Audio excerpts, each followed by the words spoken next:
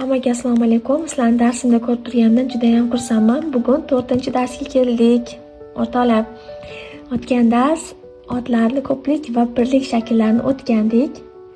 O'tgan dars javoblarini tekshirib olsangiz bo'ladi. Kommentarda kutaman degandim. Bugun artikel mavzusi ingliz tilidagi juda ham muhim bo'lgan mavzudan bittasi. Bu sizlarning fundamentinglar. Qani ketdik, darsni boshlaymiz. What are articles? O'zi article nima degani? Articles are words used before nouns to show whether something is specific or general.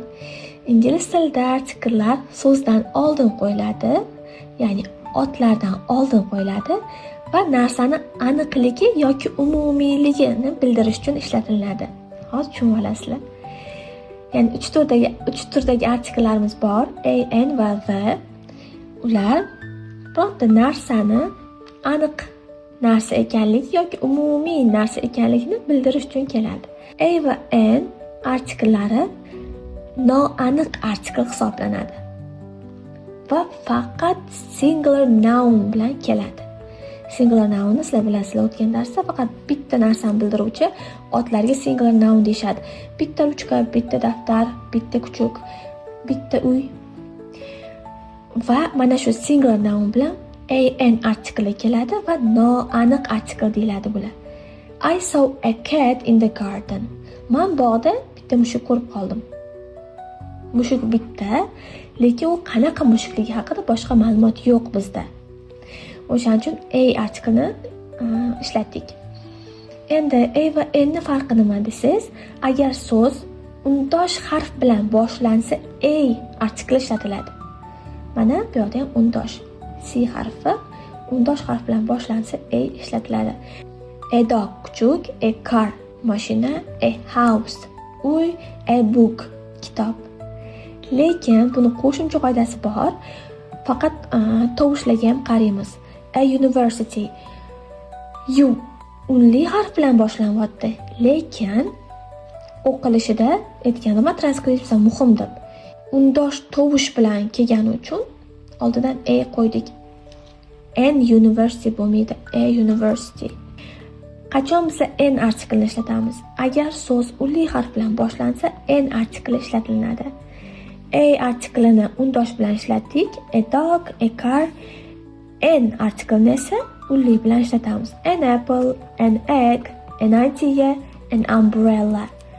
Mana u harfi asosan a deb o'qilardi, esingizda bo'lsa.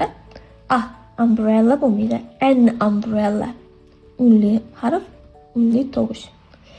Endi bu yerda istisno holat esa an hour.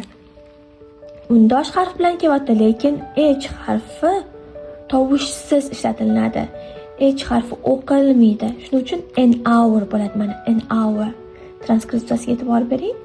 H tushib qolgan va unli harf bilan boshlanyapti. An hour.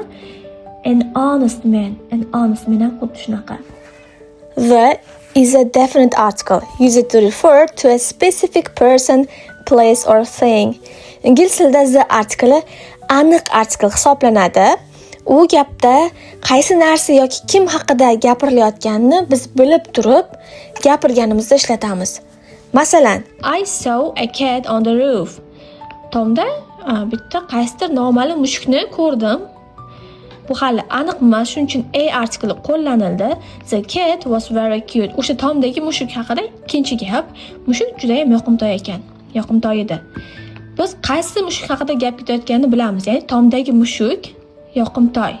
Shuning uchun biz o'sha the artiklini ishlatdik. Keyingi qoidasi the yana kelishi faqat bitta narsa bo'lsa the artikli keladi.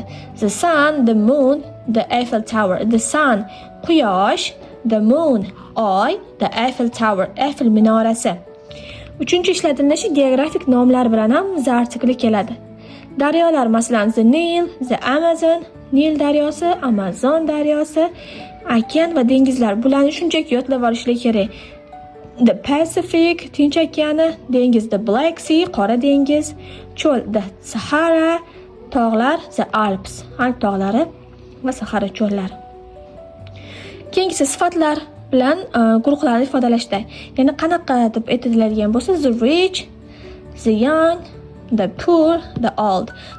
Mavzuni umumlashtiradigan bo'lsak, an artikli noma'lum yoki birinchi marta aytilgan narsalar bilan ishlatilar ekan va faqat singular nounlar bilan kelar ekan. The article esa gapda narsa aniq bo'lish kerak ekan yoki yagona bo'lsa ishlatilar ekan, xuddi the sun, the moonga o'xshab. The article singular va plural nounlar bilan ham ishlatilishi mumkin. Faqat o'sha qoida kontekstdan aniq narsa bo'lishi kerak.